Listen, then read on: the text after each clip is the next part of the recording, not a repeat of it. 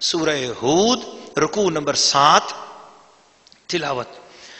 وَلَقَدْ جَاءَتْ رُسُلُنَا إِبْرَاهِيمَ بِالْبُشْرَى قَالُوا سَلَامًا قَالَ سَلَامٌ فَمَا لَبِثَ أَنْ جَاءَ بِعِجْلٍ حَنِيذٍ فَلَمَّا رَأَى أَيْدِيَهُمْ لَا تَصِلُ إِلَيْهِ نَكِرَهُمْ وَأَوْجَسَ مِنْهُمْ خِيفَةً قَالُوا لَا تَخَفْ إِنَّا أُرْسِلْنَا إِلَى قَوْمِ لُوطٍ وَامْرَأَتُهُ قَائِمَةٌ فَضَحِكَتْ فَبَشَّرْنَاهَا بِإِسْحَاقَ وَمِنْ وَرَاءِ إِسْحَاقَ يَعْقُوبَ قَالَتْ يَا وَيْلَتَا أَأَلِدُ وَأَنَا عَجُوزٌ وَهَذَا بَعْلِي شَيْخًا إِنَّ هَذَا لَشَيْءٌ عَجِيبٌ قَالُوا أَتَعْجَبِينَ مِنْ أَمْرِ اللَّهِ رَحْمَةُ اللَّهِ وَبَرَكَاتُهُ عَلَيْكُمْ أَهْلَ الْبَيْتِ إِنَّهُ حَمِيدٌ مَجِيدٌ فَلَمَّا ذَهَبَ عَنْ إِبْرَاهِيمَ الرَّوْعُ وَجَاءَتْهُ الْبُشْرَى يُجَادِلُنَا فِي قَوْمِ لُوطٍ إِنَّ إِبْرَاهِيمَ لَحَلِيمٌ أَوَّاهٌ مُنِيبٌ يَا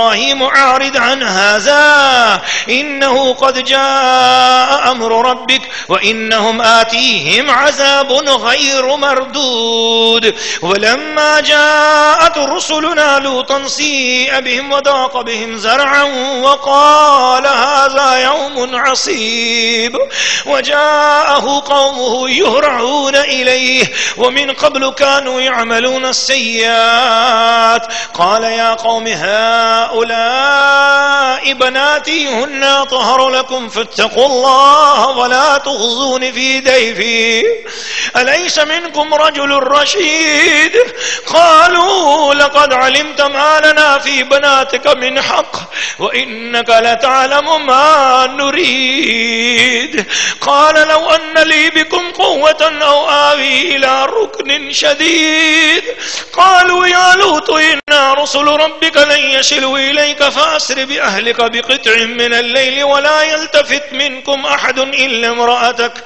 إنه مصيبها ما أصابهم إن موعدهم الصبح أليس الصبح بقريب فلما جاء أمرنا جعلنا عاليها سافلها وأمطرنا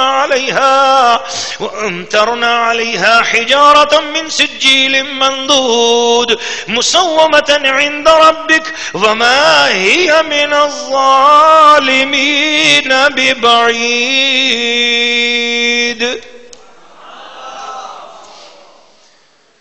سورہ ہود رکوع نمبر 7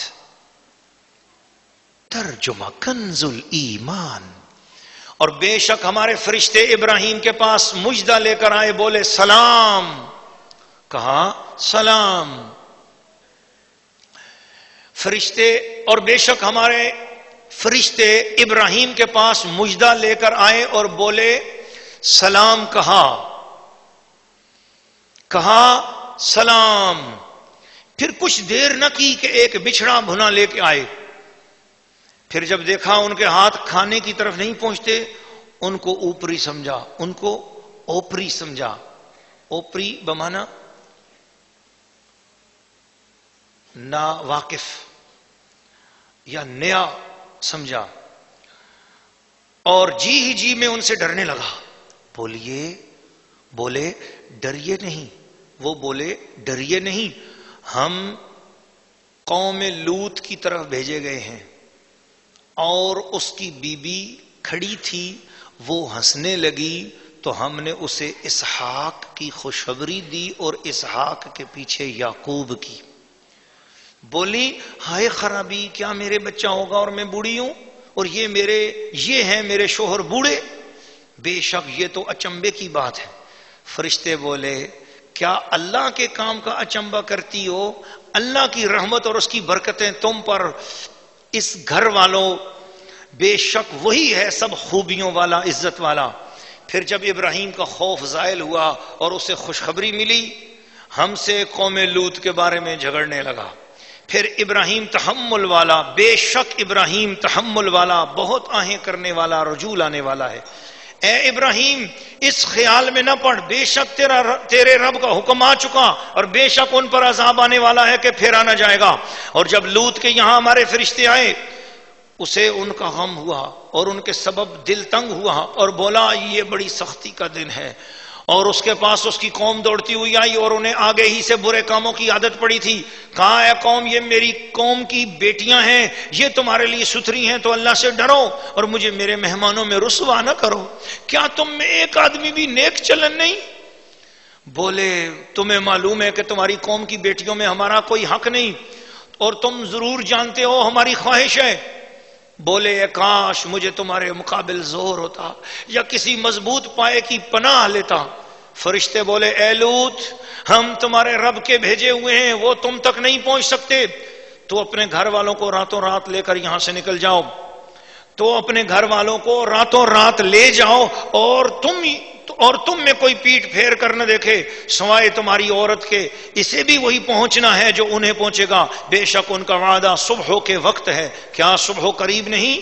پھر جب ہمارا حکم آیا ہم نے اس بستی کے اوپر کو اس کا نیچا کر دیا اور اس پر کنکر کے پتھر لگاتار برسائے جو نشان کیے ہوئے تیرے رب کے پاس ہیں, اور وہ پتھر کچھ ظالموں سے دور نہیں. رکوع نمبر 7 سورہ ہود. تفسیر. ناظرین و ناظرات, سامعین و سامعات, یہ رکوع بھی گزشتہ رکوعوں کی طرح نہایت جلال والا اور عظمت والا اور نبی کی تعلیمات اور سیرت اور نبی کی نسبت ان دونوں کے بارے میں بہت اہمیت کے ساتھ بتانے والا یہ عظیم شان رکوع ہے. سب سے پہلے اس رکوع کی ابتدا حضرت لوط علیہ السلام کی قوم کے حوالے سے ہو رہی ہے. بنی صدوم میں حضرت لوط علیہ السلام کو بھیجا گیا اور حضرت ابراہیم علیہ السلام نے ان کو بھیجا, کیونکہ حضرت ابراہیم علیہ السلام کے بھتیجے اور حضرت ہاران کے بیٹے ہیں. تو اس لیے حضرت ابراہیم علیہ السلام نے ان سے کہا کہ آپ جاؤ اور قبیلہ صدوم کے خانوں کو, قبیلہ صدوم کے وڈیروں کو, قبیلہ صدوم کے جاگیرداروں کو ان کو سمجھاؤ کہ وہ لونڈے بازی سے باز آئیں, غلام بازی سے باز آئیں. وہ لڑکوں کے ساتھ, لڑکیوں کو چھوڑ کر امرد لڑکوں کے ساتھ, جو لڑکے جن کی داڑھی منہ چھبی نہیں نکلی ہوتی تو ان کے ساتھ وہ برا فعل کرتے تھے اور اس میں لذت پاتے تھے. اور اس فعل کے ساتھ ساتھ ان میں سب سے بری عادت اور بھی آ گئی, یہ تو اتنی بری تھی, اس کے باوجود وہ عورتوں کے حقوق ادا نہیں کرتے تھے. اس بنا پر اس قوم کے اندر یہ بری عادتیں اتنی پھیل گئیں کہ جہاں بھی کوئی خوبصورت لڑکا دیکھا تو اس کے در پہ ہو جاتے تھے. تو یہ بری عادت جب اس قوم میں بڑی تو حضرت لوط علیہ السلام ان کو سمجھانے کے لیے تشریف لے گئے. جب آپ وہاں اس قوم میں رہے اور ان کو سمجھایا, بہت سمجھایا, وہ باز نہ آئے اور وہ اس طرح بری حرکتیں کرتے رہے. ایک ایک گھر میں آپ نے جا کے ایک ایک دروازہ کھٹکھٹا کے ایک ایک برے برے بندے کو پکڑ پکڑ کے سمجھایا, بھائی توبہ کر لو, بھائی اللہ کی طرف آ جاؤ, لیکن وہ باز نہ آئے. ایک دفعہ انہوں نے حضرت لوط علیہ السلام کو اس حد تک کہا کہ اگر آپ بہت زیادہ ستھرے بنتے ہیں تو ہم آپ کو پتھر ماریں گے. استغفر اللہ العظیم, یہ بھی قرآن مجید میں ایک دوسرے مقام پر آتی ہے بات, ہم آپ کو پتھر ماریں گے, یہاں سے نکال دیں گے, ہمیں ستھرے لوگ نہیں چاہیے, ہم گندے ہی ٹھیک. جب انہوں نے انبیاء کی بارگاہ میں اس طرح کی بے ادبی کی, حضرت لوط علیہ السلام اللہ کے رسول, اللہ کے پیارے اور اللہ کے محبوب, ان کی بارگاہ میں اس طرح کی بے ادبی اور گستاخی کے الفاظ کہیں کہ ہم آپ کو پتھر ماریں گے. دیکھو ایک بار گستاخی کے لفظ بولے, سزا بھی ان کو پھر وہی پتھروں والی ملی. حضرت لوط علیہ السلام تنگ آ گئے, فرمانے لگے میں تمہارے لیے اپنے اللہ سے بات کروں گا کہ یہ نہیں مانتے ہیں, اب ان کو اوپر کچھ, ان کو کوئی سزا ملنی چاہیے. ابھی آپ نے سوچا ہی, ادھر عذاب کے فرشتے عذاب لے کر اس بستی پر جانے لگے, لیکن اللہ نے فرمایا کہ اے فرشتو دیکھو یہاں پر لوط خود نہیں آئے, ان کو ابراہیم علیہ السلام نے بھیجا ہے. تو جب بڑے موجود ہیں, بھیجنے والے موجود ہیں, تو پہلے لوط علیہ السلام سے بھی پہلے تم حضرت ابراہیم کے گھر جاؤ, حضرت ابراہیم سے اجازت لو, حضرت ابراہیم سے بات کرو.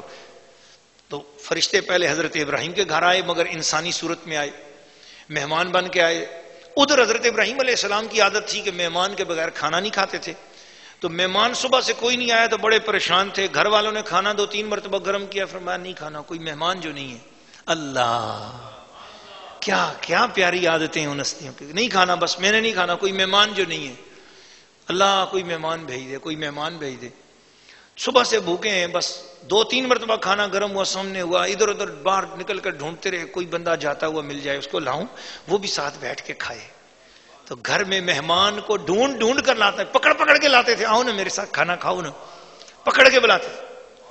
اللہ, ایک مرتبہ کا واقعہ ہے, ایک بندے کو پکڑا, وہ کہیں تھا مشرک, اس کو پکڑ کر لائے اور اسے کہا کہ آپ آؤ کھانا کھاؤ. کھانا کھانے لگے تو آپ نے پڑھی بسم اللہ الرحمن الرحیم, تو اس کو کہا کہ تم پڑھ. آپ ایک دعا پڑھتے تھے سبحان الملک القدوس, دعا پڑھتے تھے سبحان ذی العزت والعظمت, وہ تراویح میں جو ہم دعا پڑھتے ہیں 4 تراویح کے بعد, وہ دعا حضرت ابراہیم نے پڑھی تو وہ دکھنے لگا. پھر اس نے نام نہ لیا اور کھانے لگا. آپ نے فرمایا پڑھو بسم اللہ پڑھو پھر کھاؤ, میرا کھانا ہے, میرے گھر کا کھانا ہے, نبی کے گھر کا کھانا ہے, پہلے بسم اللہ پڑھو پھر کھاؤ. اس نے کہا میں نہیں پڑھتا. آپ نے فرمایا اگر اللہ کا نام نہیں لیتا تو میں کھانا نہیں کھانے دوں گا آپ کو, نکلو اٹھو جاؤ. اسی وقت وہی آئی, وہ اس کو بھیج دیا, وہی آئی, اے میرے ابراہیم آپ نے تو اس کو نہ کر دی ہے, اس سے پوچھو تو صحیح اس کی عمر کتنی ہے. آپ پیچھے گئے, جا کر پوچھا کتنی عمر ہے. اس نے جاتے جاتے کہا 50 سال. تو آپ نے فرمایا ابراہیم یہ 50 سال سے میری نافرمانیاں کر رہا ہے, میں نے اس کی روزی اور اس کا رزق بند نہیں کیا ہے, تو نے ایک بار ہی جو ہے نا اس سے نہیں سنا ہے اور اس کو نہ کر دی ہے. تو جیسا بھی ہے مہمان برکت والا ہوتا ہے, وہ آپ اس کو لے آؤ. آپ نے جب اسے دوبارہ پیچھے سے جا کر بلایا تو اس نے کہا کہ پہلے آپ نے مجھے بھیج دیا تھا, اب کیوں بلانے ہیں, اب کیوں بلایا ہے. آپ نے فرمایا میرے رب نے مجھے کہا ہے کہ ٹھیک ہے یہ میرا نافرمان صحیح, میں اس کو 50 سال سے روزی دے رہا ہوں, اگر میرا نام نہیں لے رہا میں اس کی روزی تو نہیں بند کر رہا. اس کی آنکھوں میں آنسو آ گئے, وہ رونے لگا. اس نے کہا جب 50 سال سے میں اس کی نافرمانیاں کر رہا ہوں اور مجھے روزی دے رہا ہے تو میں کیوں نہ اب اس کی فرما برداری کروں. اس نے کہا حضور مجھے بھی پڑھائیے کلمہ اور ساتھ کھانا بھی کھلائیے. تو دسترخوان پیغمبر پہ ادب کے ساتھ بیٹھنے کی برکت سے اس کو ایمان نصیب ہو گیا. تو وہ مہمانوں کو ڈھونڈ ڈھونڈ کے لاتے تھے. تو اس لیے اس دن جو ہے نا آپ بڑے پریشان تھے, مہمان کو نہیں آیا تو فرشتے آ گئے بڑے خوبصورت لباس میں. تو آپ نے دیکھا تو فرشتے, آپ نے غور نہیں فرمایا کہ یہ فرشتے انسانی صورت میں تھے. آپ نے کہا اچھا آئیے آئیے, بٹھایا ان کو, پانی وغیرہ رکھا اور اس کے بعد فوراً چلے گئے. جا کر اپنے گھر میں ایک بچھڑا جب تھا اس بچھڑے کو جب ذبح کیا, فٹافٹ گھر والوں سے کہا بھونو, شکر ہے مہمان آ گئے. مہمان آتے تھے تو حضرت ابراہیم علیہ السلام اتنے خوش ہوتے تھے کہ بس جیسے عید ہو گئی, مہمان آ گیا. حضور صلی اللہ علیہ وسلم نے فرمایا, کسی نے پوچھا, حضرت جنید بغدادی فرماتے ہیں اگر کسی شخص نے دیکھنا ہو کہ میرے دل میں ایمان کتنا ہے, صحیح ہے, کمزور ہے, ناقص ایمان ہے, کیسا ہے, کامل ایمان ہے یا ناقص ایمان ہے, کیسا ایمان ہے میرے دل میں, تو آپ نے کسوٹی فرمائی کہ فرمایا جب تیرے گھر میں کوئی مہمان آ جائے تو مہمان کے آنے پر تیرے دل کی حالت کیا ہے. اگر تیرے دل کی حالت تکلیف میں ہے, پریشان میں ہے اور تو نے تنگ دل ہو گیا ہے کہ یہ مہمان کیوں آ گئے ہیں, تو سمجھ لے کہ تیرا ایمان بھی تنگ ہے اور ناقص ایمان ہے. اور اگر مہمانوں کے آنے پر تو خوش ہو جائے تو سمجھ لے تیرا ایمان بھی کامل ایمان ہے. تو آپ بڑے خوش ہوئے, فٹافٹ بچڑا ذبح کیا اور حضرت سیدہ سارہ رضی اللہ تعالی عنہا جو تھیں انہوں نے فٹافٹ بھونا, اور ان کی عمر اس وقت 90 سال تھی. اب 90 سال کی ہیں اور فٹافٹ مہمانوں کے لیے بچھڑا بھون رہی ہیں 90 سال کی عمر میں. تو خدمت فٹافٹ کی بچڑا بھون کر سامنے لا کے رکھا تو کہا کھائیے. تو آپ نے ان سے جب کہا کھائیے تو انہوں نے بسم اللہ الرحمن الرحیم پڑھا اور چپ کر کے بیٹھے ہوئے. کہا کھائیے. انہوں نے کہا ہم کھانا نہیں کھایا کرتے, ہم پانی بھی نہیں پیتے.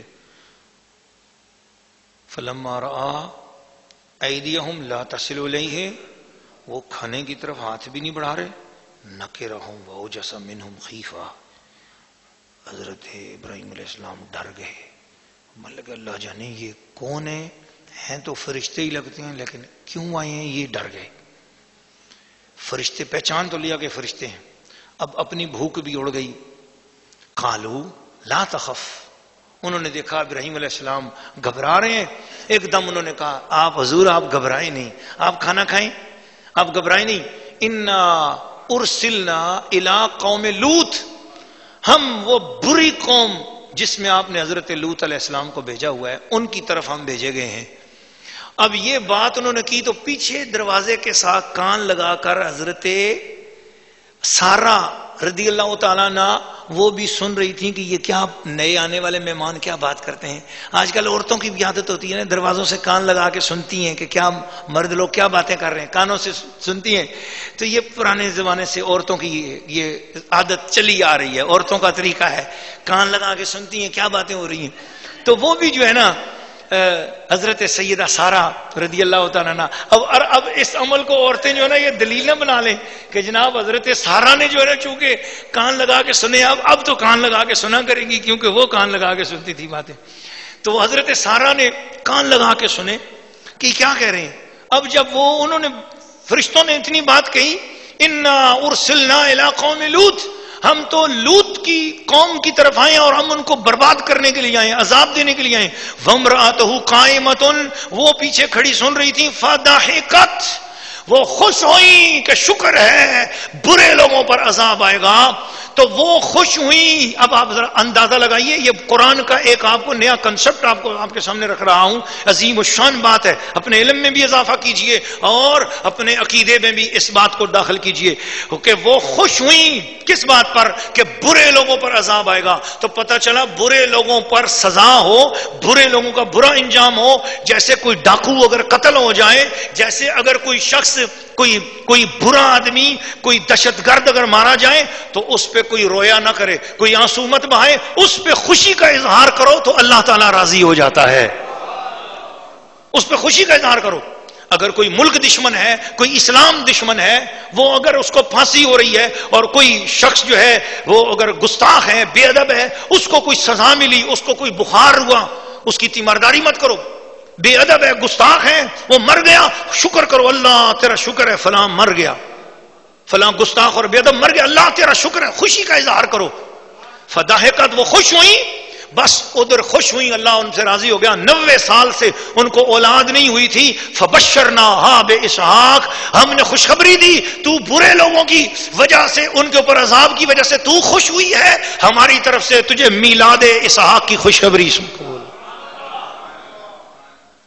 وَمِن وَرَائِ اسحاق یعقوب، تو عمر میں اتنی ہے نا، لیکن تجھے ایک اور خوشخبری بھی بتائیں، یعقوب تجھے اسحاق بھی ملے گا اور تیرا بیٹا اسحاق جوان ہوگا، تو اس کی شادی بھی دیکھے گی، اور اس کے ہاں جس وقت تیرا پوتا پیدا ہوگا، اسحاق کا لڑکا یعقوب آئے گا، وہ بھی نبی ہوگا، تو یعقوب کو دیکھ کر دنیا سے جائے گی، اتنی لمبی تجھے عمر بھی نصیب ہو رہی ہے۔ یہ حضرت بی بی سارہ کو کیوں؟ گستاخوں کے برے انجام کو دیکھ کر خوش ہونے پر 90 سال کی ہیں، ان کی عمر میں بھی اضافہ، رزق میں بھی اضافہ، اولاد میں بھی اضافہ ہو گیا۔ میرے اعلیٰ حضرت امام اہل سنت، پروانہ شمع رسالت، کشتہ عشق و محبت نے ارشاد فرمایا کہ غیظ میں جل جائیں بے دینوں کے دل، یا رسول اللہ کی کثرت کیجئے، ملحدوں کی کیا مروت کیجئے، جو بے ادب ہیں، گستاخ ہیں، ان کے اوپر جب بھی کوئی اس طرح کی عذاب کی بات آپ سنیں، ان کی سزا کی بات سنیں تو خوش ہوں، دل کو خوش رکھیں، کیونکہ گستاخ کے اوپر جب عذاب آتا ہے اس پر خوشی منانے والے کی رزق میں اضافہ، عمر میں اضافہ، اولاد میں اضافہ ہو جاتا ہے۔ یہ نقطہ بڑا عظیم نقطہ تھا۔ حضرت سیدہ سارہ رضی اللہ تعالی عنہا کے اوپر یہ کرم ہوا، تو یہاں پر میں ذرا تحاوی شریف آج آپ کے لیے لایا تھا۔ یہ تحاوی شریف ہے، تحاوی شریف، اس کے اوپر کیمرہ لگائیے تاکہ یہ نوٹ۔ تمام احادیث کی کتابوں میں یہ واحد کتاب ہے بیک وقت جس کو فقہ اور حدیث کی دونوں کتابوں میں ممتاز مقام حاصل ہے۔ یعنی حدیث فقہ سے بحث نہیں کرتی، یاد رکھنا، اور فقہ حدیث سے بحث نہیں کرتی۔ فقہ ہے اور حدیث ہے، لیکن جو بیک وقت حدیث اور فقہ کی کتاب ہو، یہ تحاوی شریف وہ بیک وقت حدیث کی بھی کتاب ہے اور یہ فقہ کی بھی کتاب ہے۔ اس کے اندر میں ایک حدیث شریف آپ کو سنا رہا ہوں، یہ اسحاق علیہ السلام کا ذکر آیا ہے، تو اس پر میں یہ حدیث شریف سنا رہا ہوں۔ ان آدم علیہ السلام لما تیب علیہ، جب حضرت آدم علیہ السلام کی توبہ قبول ہوئی، عند الفجر، اس وقت فجر کی نماز کا وقت تھا، صلی رکعتین فصارت الصبح، آپ نے اس وقت، اس فجر کے وقت آپ نے 2 رکعت شکرانے میں نفل ادا کیے، اللہ نے امت پر فجر کی نماز کے وہ فرض بنا دیے۔ یہ فجر کی نماز کے 2 فرض ہیں، یہ آدم علیہ السلام کی توبہ کی یادگار ہیں۔ تو پتہ یہ چلا کہ روزانہ جو فجر کی نماز پڑھتا ہے، گویا وہ اپنے باپ حضرت آدم علیہ السلام کی توبہ کی یادگار منا رہا ہے، اور گویا فجر کی نماز پڑھنا گویا یہ یادگار آدم کو منانے کی بات ہوئی، انہی کی یاد کو منا رہا ہے، اور گویا یہ بھی بات ہوگی کہ دن کا آغاز توبہ اور استغفار سے ہو رہا ہے۔ وفدیا اسحاق، اور یہاں پر لفظ لکھا ہوا ہے وفدا اسحاق، تو میں نے دوسری روایت میں پڑھا ہوا ہے فدیا اسحاق، وفدیا اسحاق عند الظہر، جب حضرت ابراہیم علیہ السلام کے گھر میں حضرت سارہ کے ہاں اسحاق علیہ السلام کی ولادت ہوئی، تو اسحاق علیہ السلام کی ولادت ہوئی ظہر کے وقت، تو فصلی ابراہیم علیہ السلام 4، حضرت ابراہیم علیہ السلام نے 4 رکعت نفل شکرانے میں ادا کیے، میلاد اسحاق کی خوشی میں اللہ نے امت مصطفیٰ کو روزانہ 4 رکعت جو فرض ظہر کے ہیں وہ حضرت اسحاق کے میلاد کی یاد میں روزانہ منانے کی توفیق عطا فرما دی۔ امت محمدیہ پر ظہر کے 4 فرض جو ہیں یہ میلاد اسحاق ہیں، اور وہ لوگ جو میلاد محمد مصطفیٰ نہیں مناتے ہیں، میں ان سے یہ عرض کرتا ہوں عجب بات ہے، جس نبی کا کلمہ بھی نہیں پڑھتے ہو اس کا میلاد تو روزانہ مناتے ہو، اور جس کے صدقے میں سب کچھ ملا ہے، دین ملا، قرآن ملا، ایمان ملا، جس کا کلمہ پڑھتے ہیں اس کا میلاد سالانہ منانے میں بھی تکلیف ہوتی ہے۔ ارے روزانہ اسحاق کا میلاد ہے تو روزانہ مصطفیٰ کا بھی میلاد ہونا چاہیے۔ پر نصیب کی بات ہے، نصیب کی بات ہے، وہ مجبور ہو کر مناتے ہیں اور ہم مسرور ہو کر مناتے ہیں، الحمدللہ۔ اور وبعث عزیر فقیل له کم لبثت فقال یوما فرأى الشمس فقال او بعد یوم فصلى 4 رکعات فصارت العصر، حضرت عزیر علیہ السلام کی 100 سال بعد جب آنکھ کھلی پوچھا گیا کہ آپ کتنا عرصہ یہاں رہے، کہا آدھا دن، یا سورج کو دیکھا، بتایا گیا کہ آپ ذرا کپڑوں کو دیکھیں، گدے کو دیکھیں، یہاں تو 100 سال ہے۔ اٹھ کر ایک دم شکرانے میں کھڑے ہو کر آپ نے 4 رکعتیں اللہ کے حضور شکرانے میں ادا کی، اللہ پاک نے وہ عصر کی نماز بنا دی۔ ہماری عصر کے فرض ہیں، یہ حضرت عزیر علیہ السلام کی یاد منائی جا رہی ہے۔ اور مغرب کے وقت قیل غفر لداؤد علیہ السلام، جس وقت حضرت داؤد علیہ السلام کی بخشش ہوئی، حضرت داؤد علیہ السلام کے واقعے میں جب ان کو اس واقعے کا پتہ چلا، اور پھر آپ نے اس 99 وہ والا واقعہ، دمبیوں والا واقعہ، تو پھر آپ اس وقت مغرب کا وقت تھا، آپ کھڑے ہوئے 4 رکعت ہی آپ نے نیت کی، 4 رکعت کی نیت کی آپ نے، کھڑے ہوئے، فجوہدا فجلس فی الثالثۃ فصارت المغرب ثلاثا، آپ کھڑے ہوئے خدا کے خوف اور غشیت میں رونے لگے، اور 3 رکعتیں پڑھی، چوتھی آپ بھول گئے، اور آپ نے 3 رکعتوں پر ہی سلام پھیر دیا، تو اللہ نے مغرب کی بھی 3 رکعتیں فرض کر دیں، فرمایا امتیوں پڑھو گے 3 ثواب 4 کا ملے گا، کیونکہ نبی کی نیت میں تو 4 رکعتیں تھیں نا۔ اللہ اکبر۔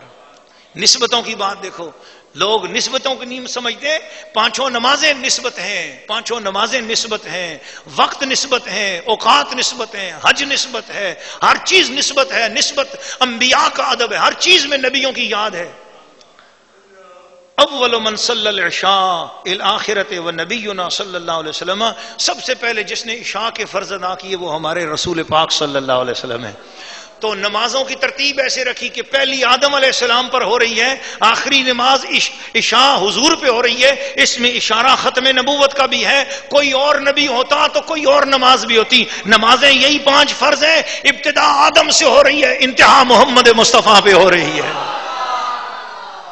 قالوا اتعجبین من امر اللہ رحمت اللہ وبرکاتہ علیکم اہل البیت، تو نبی کے اہل بیت کا بڑا ادب ہوا کرتا ہے، اللہ پاک نے قرآن میں بتایا ان کی عظمت اتنی ہوتی ہے. جس گھر میں نبی سانس لے رہا ہو، جس گھر میں نبی آرام کر رہا ہو، جس گھر میں نبی سکون پاتا ہو، اس گھر کے در و دیوار میں جو لوگ رہتے ہوں، ارے وہ نبی جس طرح نظر اٹھا دے اس کا مقدر بدل جاتا ہے، تو وہ نبی جس گھر میں 24 گھنٹے رہتا ہوتا ہو، ان گھر والوں کی عظمت کا عالم کیا ہوتا ہوگا. ارے جو ایک لمحے کے لیے نبی کی خدمت میں بیٹھے ہیں وہ صحابی ہو گئے، ان کو عظمتیں مل گئیں، تو جو ہر وقت ساتھ ہیں اور جن کی رگوں میں رسول پاک کا خون ہے، ان کی عظمت کا عالم کیا ہوگا. تو اسی سے اہل بیت اطہار کا اور آل رسول کی، ایمان والے آل رسول کے اچھے عقیدے والے سیدوں کی تعظیم کا بھی، احترام کا بھی پتہ چلتا ہے. فلما ذهب عن ابراہیم الروع، جب حضرت ابراہیم علیہ السلام کا خوف چلا گیا، ڈر چلا گیا، وہ اسحاق کی خوشی، یعقوب کی خوشی، بیٹا ملنے کی خوشی، اہلیہ کی زندگی کی خوشی، اہلیہ اتنی لمبی زندگی ہوگی، پوتا دیکھ کے دنیا سے جائے گی، 90 سال کی حضرت سارہ ہیں، ان کو کہا اپنا پوتا دیکھ کے جاؤ گی، تو کتنی خوشی ہوئی ہوگی. یہ سب خوشیاں کیوں ملی؟ گستاخوں کے برے انجام کا سن کر خوشی ہوئی. یہ اپنے ذہن میں یہ بات رکھ لیں، گستاخوں کے برے انجام کا سن کر ذہن میں خوشی جو پیدا ہوئی، اس بنا پر یہ ان کو فیض ملا. تو حضرت ابراہیم علیہ السلام کیا کرنے لگے؟ وجاءتہ البشریٰ، جب خوشی ملی، یجادلنا فی قوم لوط، وہ لوط علیہ السلام کی جو قوم ہے، ان قوم کے اتنی برے ہونے کے باوجود بھی ان کے بارے میں جھگڑنے لگا ہم سے. اب جھگڑا تو فرشتوں سے کیا آپ نے، لیکن اللہ فرما رہا ہے ہم سے جھگڑنے لگا. تو اگر فرشتوں سے اگر جھگڑا کیا جائے وہ خدا سے جھگڑا بنتا ہے، تو رسول سے اگر جھگڑا کیا جائے تو وہ بھی خدا سے جھگڑا بنتا ہے. تو اب وہ ہوا یوں کہ جھگڑا کیا ہوا؟ آپ نے فرمایا اگر اس بستی میں 50 ایمان والے ہوں گے تو کیا پھر بھی عذاب لاؤ گے؟ فرشتوں نے کہا نہیں. اگر اس میں 40 ایمان والے ہوں گے تو پھر بھی عذاب لاؤ گے؟ فرشتوں نے کہا نہیں. اگر اس میں 20 ایمان والے ہوں گے تو پھر بھی؟ کہا نہیں. اگر اس میں 10 ایمان والے ہوں گے تو پھر بھی؟ فرشتوں نے کہا نہیں، پھر بھی عذاب نہیں لائیں گے. اگر اس میں 5 ایمان والے ہوں گے تو پھر بھی؟ کہا پھر بھی ایمان نہیں، پھر بھی ہم عذاب نہیں لائیں گے، اس بستی پر عذاب نہیں ہوگا. کہا اگر اس میں ایک بھی ہوگا تو پھر بھی؟ کہا ایک بھی اگر ہوگا تو عذاب نہیں آئے گا. تو حضرت ابراہیم علیہ السلام نے فرمایا پھر لوط علیہ السلام تو ہے نا ان میں، تو عذاب دور ہونا چاہیے. تو یہ دلیل دی آپ نے. تو فرشتے حیران ہو گئے. تو اس پر اللہ تعالیٰ کی طرف سے آواز آئی، یا ابراہیم اعرض عن ھذا. ابراہیم نہیں، وہ بڑے گستاخ ہیں، انہوں نے لوط علیہ السلام کی بڑی بے ادبی کی ہے. اعرض عن ھذا، بس اب آپ منہ موڑ لیجئے اس طرف سے، آپ ادھر رخ نہ کریں نا، آپ اپنی توجہ سے اس بستی کو ہٹائیں جب تک آپ کی توجہ میں عذاب نہیں آئے گا. اللہ، یہ اعرض عن ھذا کا مطلب یہ ہے آپ تو بیٹھے ہوئے ہیں نا حضور، آپ تو بیٹھے ہوئے ہیں حرم میں، آپ بیٹھے ہوئے ہیں مکہ میں، آپ بیٹھے ہوئے فلسطین میں، آپ بیٹھے ہوئے ہیں الخلیل میں، آپ اپنی بستی میں بیٹھے ہیں، اور وہ علاقہ ہے سدوم، لیکن آپ کی توجہ میں وہ اس وقت ہے. جب تک آپ کی توجہ اس پہ عذاب نہیں آئے گا، اعرض عن ھذا، آپ ادھر سے توجہ ہٹائیں گے تو عذاب آئے گا. اسی لیے ہم میلاد مناتے ہیں کہ اس بہانے توجہ حضور کی ادھر ہو جائے گی، سرکار کی توجہ ہو جائے گی، ہمارے برے عملوں کے باوجود بھی ہم پر عذاب نہیں آئے گا. ہمارے اعمال ایسے تو نہیں ہیں، ہمارے اعمال بخشے جانے کے قابل تو نہیں، بس میلاد سجا لیتے ہیں، نماز پڑھتے ہیں، دعا کرتے ہیں، اس بہانے کملی والے کی توجہ ادھر ہو جاتی ہے. اور جس طرف ان کی توجہ ہو جائے، اعلیٰ حضرت فرماتے ہیں جس طرف اٹھ گئی دم میں دم آ گیا، اس نگاہ عنایت پہ لاکھوں سلام. یا ابراہیم اعرض عن ھذا، ابراہیم ادھر سے توجہ ہٹا دیجئے. انہ قد جاء امر ربک، بے شک تیرے رب کا حکم آ چکا ہے. جب حکم کی بات کی تو حضرت ابراہیم علیہ السلام نے فوراً توجہ ادھر سے ہٹائی. وانہم آتیہم عذاب غیر مردود، بے شک ان پر عذاب آنے والا ہے جو کبھی پھیرا نہیں جائے گا. دیکھو اس کا مطلب ہے کہ مردوں کے ساتھ، عورتوں کو چھوڑ کر مردوں کے ساتھ جس وقت کوئی برا کام کرتا ہے تو وہ ایسا عذاب ہے کہ نبی بار بار بھی اس کے لیے دعا کر رہے ہیں تو پھر بھی وہ عذاب واپس نہیں ہوتا. اس لیے اس طرح کے فعل سے بچو، نوجوانوں بچو. اور آج جو انٹرنیٹ کے ذریعے اس طرح کی بے حیائیاں پھیلائی جا رہی ہیں اور بعد لوگوں نے اس طرح کے کلب بنا لیے، یہ خدا کے عذاب کو دعوت دینے والی بات ہے. رک جاؤ، ایسے کلموں کو بند کیا جائے، ایسی چیزوں کو روکا جائے، زور کے ساتھ روکا جائے جن کے پاس قوت اور طاقت ہے. ہم ان ارباب بست و کشاد کو کہتے ہیں غیرت کرو. اگر اپنی نسلوں کو عذاب سے بچانا چاہتے ہو تو ان چیزوں کو، ایسے کلموں کو روکو جہاں ہم جنس پرستی ہو رہی ہے، عورتیں عورتوں سے شادیاں کر رہی ہیں اور مرد مردوں سے شادیاں کر رہے ہیں. یہ گناہ ہے، یہ عذاب ہے، یہ نہایت ذلیل بات ہے، یہ خبیث حرکت ہے. اس سے بچاؤ اور مسلمانوں اس عذاب سے بچو. یہ کھلی دعوت ہے عذاب کی. اور میں آپ کو قرآن مجید کے اس درس کے ذریعے پوری قوم کو اور سننے والے تمام دنیا بھر کے مسلمانوں کو یہ کہوں گا کہ اس فعل سے بچو. یہ لعنت لاتا ہے، یہ منحوست لاتا ہے، یہ بے برکتی لاتا ہے، یہ عذاب لاتا ہے، یہ سزائیں لاتا ہے، یہ شکلیں بگاڑ دیتا ہے. وَلَمَّا جَاءَتْ رُسُلُنَا لُوطًا، اب وہ فرشتے نہایت خوبصورت لڑکوں کی شکل میں حضرت لوط علیہ السلام کے گھر میں مہمان بن کے چلے گئے. سِیَّ بِهِمْ، بڑی تکلیف ہوئی کہ یہ کیسے مہمان آ گئے ہیں، ان کی حفاظت کیسے کروں گا. یہ کسی کو پتہ چل گیا اتنے خوبصورت مہمان آ گئے ہیں تو میرا وَضَاقَ بِهِمْ، بڑا تنگ ہوئی، دل کو تنگی ہوئی. تنگی کس وجہ سے ہوئی؟ مہمانوں کی وجہ سے نہیں ہوئی، مہمانوں کی حفاظت. ھذا یوم نصیب، یہ بڑا تنگ، بڑا سختی کا دن ہے.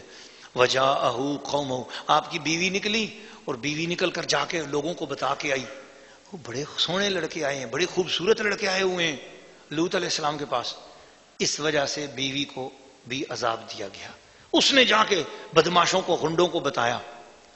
وجاءہ قومہ یہرعون الیہ، وہ جلدی جلدی بڑی مستیوں کے ساتھ اور بڑی بے حیائی والے انداز کے ساتھ اور بڑے گندے انداز کے ساتھ وہ لوگ آ گئے اور لوط علیہ السلام کے دروازے پہ آ کے دستک دینے لگے. دروازہ کھولو جی، اندر ہم اپنی خواہش پوری کرنا چاہتے ہیں. اس وقت آپ بہت ڈر گئے، بڑے پریشان ہوئے. میں مہمانوں کو کس طرح بچاؤں؟ میرے گھر میں میرے مہمانوں کی عزت تار تار ہوگی، کیا ہوگا؟ بڑے پریشان اس خیال میں. اور انہوں نے، فرشتوں نے اس لیے یوں کیا کہ اگر لوط علیہ السلام کے دل میں بھی اس قوم کی ذرا سی کوئی ہمدردی ہے تو وہ دور ہو جائے. وہ ہمدردی دور کرنے کے لیے اور پورے دلائل کو مضبوط کرنے کے لیے، عذاب کے لیے. قال یا قوم ہؤلاء بناتی ہن اطہر لکم، او میری قوم. یہاں پر بھی بڑے بڑے مترجمین گمراہ ہو گئے ترجمہ کر کے. وہ آپ نے فرمایا یہ میری قوم کی بیٹیاں، یہ عورتیں تمہارے گھروں میں انتظار میں ہیں رشتوں کے لیے، ان کی شادیاں نہیں ہو رہی، تم جاؤ نہ جا کے ان سے نکاح کرو، شادیاں کرو، کسی کا گھر آباد کرو. تمہیں اگر اتنی زیادہ تمہارے اندر جو ہے نا آگ بھری ہوئی ہے، جاؤ عورتوں کے ساتھ جو جائز طریقہ ہے نکاح کر کے شادیاں کرو. یہ کیا ہوا کہ تم جو ہے نا لڑکوں کے پیچھے اس طرح دوڑ رہے ہو؟ تمہیں شرم آنی چاہیے. آپ نے جب سختی کے ساتھ یہ بات کی تو فاتقوا اللہ، تم اللہ سے ڈرتے کیوں نہیں ہو؟ ولا تخزونی فی ضیفی، چلو اور اس برے عمل پہ تم پڑی گئے ہو، تمہیں اللہ ہدایت دے، لیکن کم از کم یہ تو سوچو وہ میرے مہمان ہیں، میرے مہمانوں کی عزت کرو. میں اپنے مہمانوں کے حوالے سے جو ہے نا مجھے رسوا نہ کرو. الیس منکم رجل رشید، اور تم میں کوئی بھی عقل والا نہیں ہے. جب آپ نے اس طرح کی بات کی، قالوا لقد علمت ما لنا فی بناتک من حق، وہ کہنے لگے آپ کو پتہ ہے کہ ہم اتنے عرصے سے اس برے کام میں جو مبتلا ہیں، وہ تو برا نہیں سمجھتے تھے نا، لیکن میں لفظ برا استعمال کر رہا ہوں. انہوں نے کہا ہم اس کام میں مبتلا ہیں، ہم تو عورتوں کی طرف نزدیک بھی نہیں جاتے. تو جو مرد عورت کے ہوتے ہوئے اس طریقے سے حرکت کرے وہ بہت بڑا برا انسان ہے. کالجوں یونیورسٹیوں میں پڑھنے والوں حیا کرو، جو اس طرح کے معاملات میں پڑے ہوئے ہیں. یہی چھوٹی عمر جو ہوتی ہے یہ بڑی خطرناک عمر ہوتی ہے، اس کے اندر ہدایت کی طرف رہنا چاہیے، شیطان کے پیچھے نہ چلو. اللہ پاک اپنے وقت پر صحیح طریقے سے نکاح کے ساتھ مرد اور عورت کو ایک دوسرے کے حقوق پورے کرنے کی توفیق عطا فرمائے، اور بغیر نکاح کے مرد کو عورت کے ساتھ بھی اور مرد کو مرد کے ساتھ بھی اور عورت کو عورت کے ساتھ بھی. یہ نکاح کسی صورت میں بھی نہیں ہوتا مرد کا مرد کے ساتھ، عورت کا عورت کے ساتھ. مرد کا عورت کے ساتھ تو نکاح ہوتا ہے، سنت ہے، لیکن مرد کا مرد کے ساتھ کوئی تعلق نہیں ہو سکتا ایسا، اور عورت کا عورت کے ساتھ بھی کوئی تعلق نہیں ہو سکتا ایسا. یہ سب گناہ ہیں، حرام ہیں، اور جان بوجھ کر اگر ان کو حلال جان کر کوئی کرے گا تو وہ کفر کے بھی قریب ہو جائے گا، کفر ہو جائے گا. اس لحاظ سے یہ نہایت گندے اور خبیث کام ہے. اللہ پاک نے اپنے مقدس پیغمبر کے واقعے کو سنا کر قرآن مجید میں قیامت تک کے لیے امت مصطفیٰ کو پاکیزگی اور طہارت کا درس عطا کر دیا اور قوم کو بچا لیا. کل کو کوئی اگر اس طرح مسلمانوں کے اندر کوئی ایسی حرکت پیدا ہوتی تو وہ لوگ سوچتے یا کہتے کہ جی ایسا کوئی عمل ہمیں نہیں ملا. تو قرآن کے اندر پچھلی قوموں کا واقعہ بتا کر سمجھا دیا گیا کہ اس طرح کے کاموں سے بچنا ہے. ایسا اگر ہو کسی مرد پر اس طرح کا غلبہ ہو اگر اور شادی بھی نہ کر سکتا اور اس کے اندر اس طرح کی خواہشات ہو, سب سے پہلے اس لڑکے سے تعلق کو دور کرے, اس لڑکے سے تعلق کو دور کرے. اگر کوئی عورت ہو اور کسی عورت کے ساتھ اس طرح کے معاملات, اس عورت سے تعلق کو دور کرے. اگر خدا کی بارگاہ میں معافی کرنا چاہتی ہے اس سے تعلق توڑے, اس لڑکے سے تعلق توڑے. وہ مرد اگر مرد کے ساتھ اس مرد سے تعلق توڑے, سچے دل سے توبہ کرے, روزے رکھنا شروع کرے, 11 روزے رکھے, ہر روز 2 رکعت نماز نفل پڑھ کے اس کا ثواب حضرت لوط علیہ السلام کی خدمت میں اپنے نبی کے وسیلے سے پیش کرے. انشاءاللہ 11 دن کے اندر اندر سے اس کی بری عادت اور اس برے گناہ سے اللہ تعالیٰ اس کو بچا لے گا.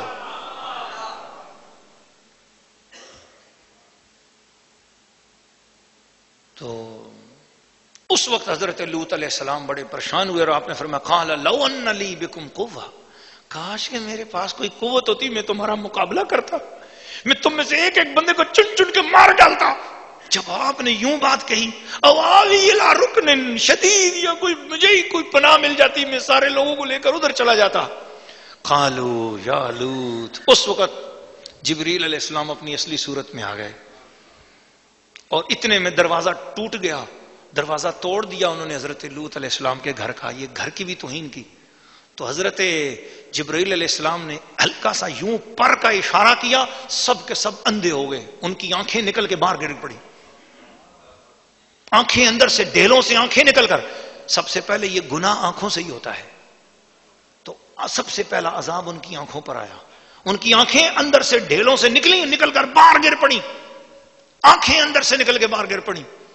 عذاب ایسا, وہ اندھے ہوئے چیخ مار پڑے. انہوں نے کہا ہوئے یہ اندر جادوگر آئے ہوئے ہیں. دوسری گستاخی فرشتوں کے حضور انہوں نے کی. تو حضرت جبریل علیہ السلام نے فرمایا اے لوط یہ بتاؤ یہ قوم سدھرے گی؟ انہوں نے فرمایا نہیں. یہ قوم سدھرے گی؟ انہوں نے فرمایا نہیں. غصے میں تھے نا, یہ قوم سدھرے گی؟ فرمایا نہیں. 3 بار ہو گیا, بات پکی ہو گئی. کہا اب آپ سن لیجئے, انا رسول ربک, ہم آپ کے رب کے فرشتے ہیں. لن یصلوا الیک, آپ گھبراؤ نہیں, ان میں سے کوئی بھی آپ تک نہیں پہنچ سکتا. فاسر, اب رات تھوڑی سی گزر جائے, ذرا آدھی رات ہو جائے, آپ گھر والوں کو لو, اپنے بچوں کو لو, اپنی فیملی کو لو, بقطع من اللیل, بس رات کے حصے میں نکل جاؤ. بس شرط یہ ولا یلتفت منکم احد, کوئی پیچھے مڑ کر نہ دیکھے. آپ گھر والوں کو لے کر نکلو گے, آپ کے ساتھ آپ کی بیوی بھی جائے گی. الا امرأتک, آپ کی بیوی جو ہے نا یہ پیچھے مڑ کر دیکھ لے گی اور پھر جو ہونا ہے ہو جائے گا اس کے ساتھ. انہ مصیبھا ما اصابہم, اس آپ کی بیوی کو بھی وہ کچھ پہنچے گا جو پہنچنا ہے. اب یہ غیب کی بات ہے, نبی کو معلوم ہے, ساتھ ہے بیوی, اس کو عذاب ہونا ہے, دوسرے بھی ساتھ ہیں, چل رہے ہیں. وہاں سے نکلے ان موعدہم الصبح, ان کا وعدہ صبح کے قریب ہو گیا. الیس الصبح بقریب, حضرت لوط علیہ السلام فرمانے لگے الیس الصبح بقریب, کیا صبح قریب نہیں ہے؟ اتنا دکھے, کب آئے گی صبح؟ جلدی آئے نا. اللہ تعالیٰ حضور کے صدقے ہم سب کو عذاب کی صبح سے اور عذاب کی شام سے بچائے. فلما جاء امرنا جعلنا عالیہا سافلہا, جب حکم آیا فرمایا جبرائیل اس بستی کو اٹھاؤ اور آسمان کے قریب لے جاؤ. حضرت جبریل علیہ السلام نے نیچے سے ہاتھ ڈالا, اس بستی کے نیچے سے اپنا پر ڈالا اور پر کے اوپر سے اٹھایا. کہتے ہیں اتنے آرام سے وہ بستی اٹھی کہ گھروں کے اندر جگ میں یا گلاس پانی کا بھرا ہوا تھا تو وہ گلاس پانی کا بھی نہیں الٹا, اور ان بستیوں کو بالکل آسمان کے پاس اس کو لے گئے. تو کہتے ہیں حدیث شریف میں آتا ہے کہ اس بستی کے مرغوں کی آوازیں اور کتوں کے بھونکنے کی آوازیں اور بکریوں کی آوازیں آسمان والوں نے سننا شروع کر دی. اتنا اونچا لے گئے اور وہاں سے یکدم نیچے گرا دی, ساری کی ساری بستی نیچے گری. اور اللہ پاک نے اس کے بعد اس کے اوپر پتھر پھینکے, پھر پتھر مارے. وَأَمْطَرْنَا عَلَيْهَا حِجَارَةً مِّن سِجِّيلٍ, ہم نے پتھر لگاتار برسائے، مندود نشان لگائے ہوئے تھے، مسومتن عند ربک، لگاتار پتھر برسائے اور نشان کیے ہوئے تھے تیرے رب کی طرف سے، ایک ایک گستاخ کا نام اس پر لکھا ہوا تھا۔ وما ہی من الظالمین ببعید، اور وہ ظالموں سے کچھ دور نہیں۔